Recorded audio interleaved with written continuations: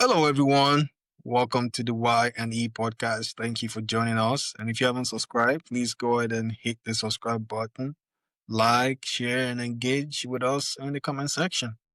We're going all the way to Nigeria and we're chatting about Kogi State. The Governor Ododo, basically came out in public and acknowledged all the godfatherism, all the cabal doing businesses in the state, and it's not shy about it.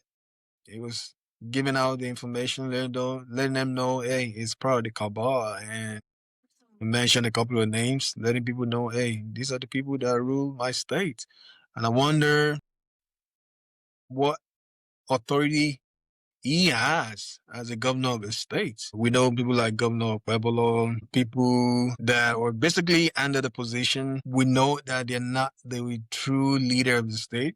The state's probably being ruled by proxy, either their predecessor or their godfather somewhere. Yeah, I mean, when you listen to Governor Ododo of Kogi State, one would, it would definitely make one laugh, and then at the same time feel sad about the quality of politicians we have in Nigeria and leading us.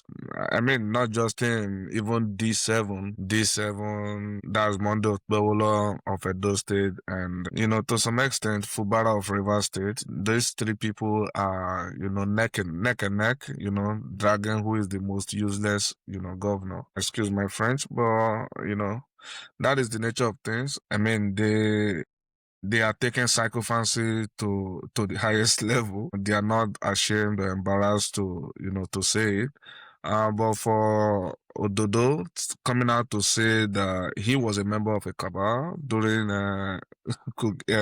Yaya's tenure as a governor, and the governor is in turn a cabal in his government, is really, I think, is really disturbing.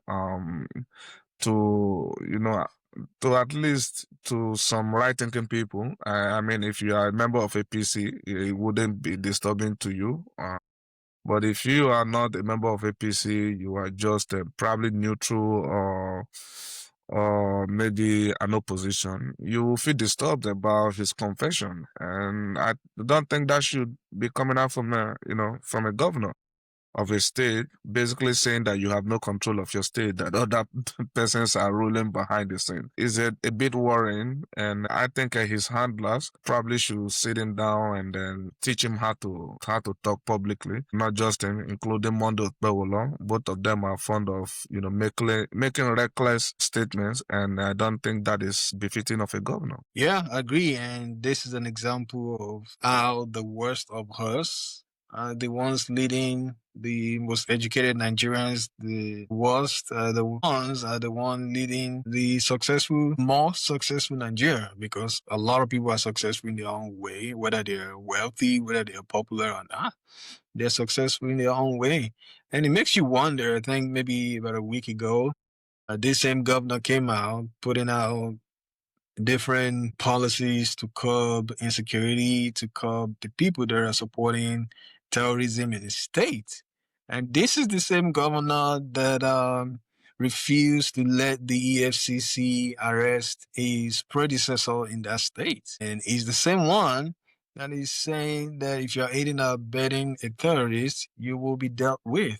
In the same breath, it still says that any security agencies coming to his state to work should register with him, should notify his office. I believe this is a way they're using to curb FCC agents that are coming to investigate the former governor or find a way to arrest him. We know the former governor, Yaya Bello, is being out on many public occasions and nothing has happened to him. But I believe they're not just using these to curb terrorism, they're also using these policies to stop federal agencies from coming into the state and arresting the former governor. What do you think? Yeah, I'm kind of confused. He will be saying that any security agency that comes into his state to work must, register with him. I mean, I think ideally that is supposed to be the norms because on paper he's the chief security officer of his state, but in practice that is not the case in practice.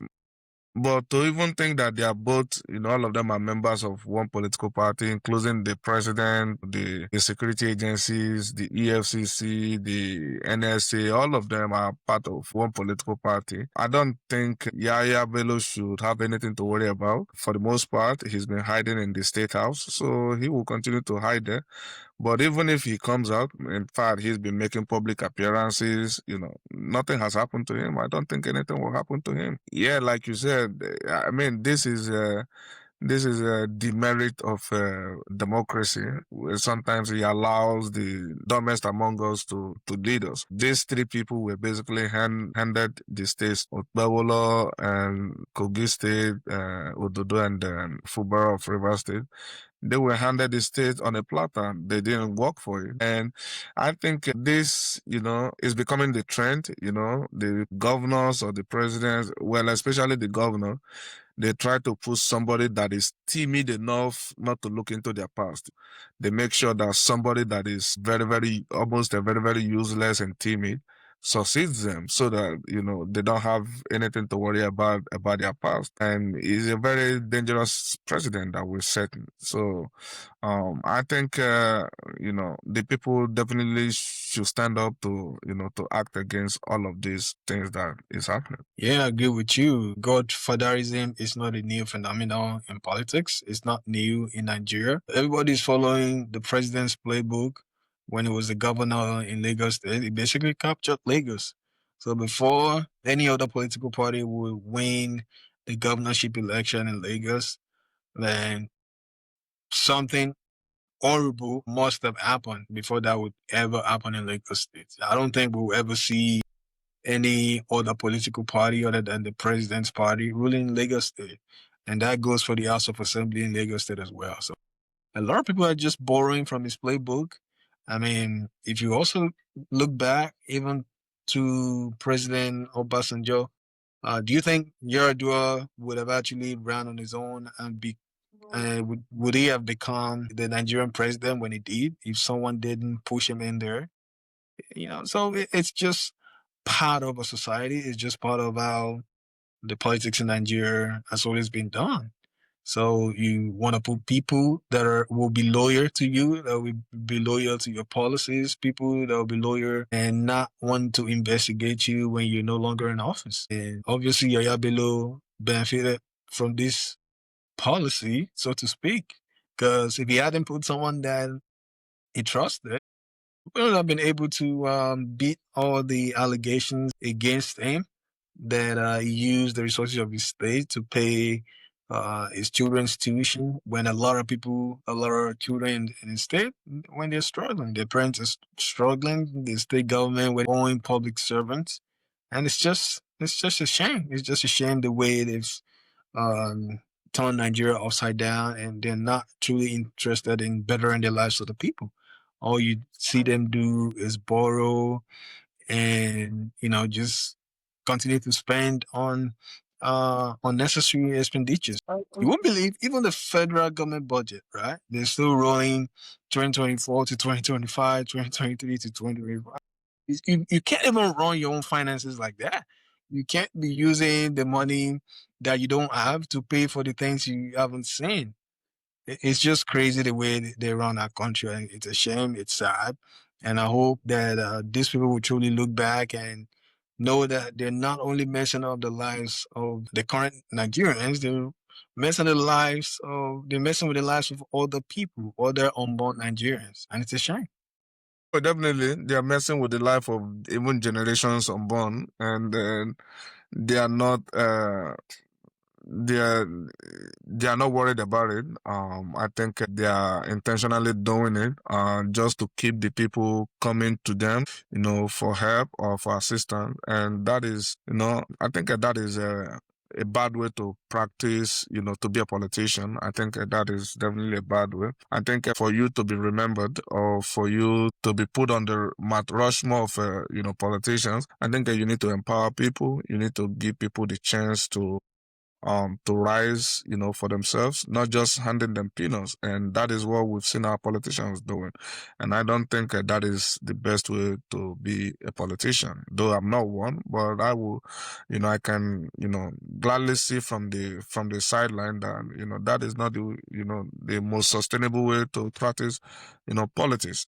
And for Governor Dodo, I just hope that one day he realizes what he's doing and realize that he's on the wrong part of history, and history will definitely remember him for all the damages he is part of orchestrating, including his boss that he's been trying, doing everything possible to protect from prosecution. Hopefully, both of them will realize that what they are doing is simply wrong, and then they will come back to their senses. Let us know what you think about Governor Dodo's revelation about the cabals in Kogi State. He did mention that he was once a cabal to Shia Bello. Let us know what you think about that statement. But for me, I think that was a reckless statement coming from allegedly a chief security of a state. And I don't think that statement should be coming from somebody like that. But let us know your opinion and we'll be happy to engage with you in the comment section. Thank you.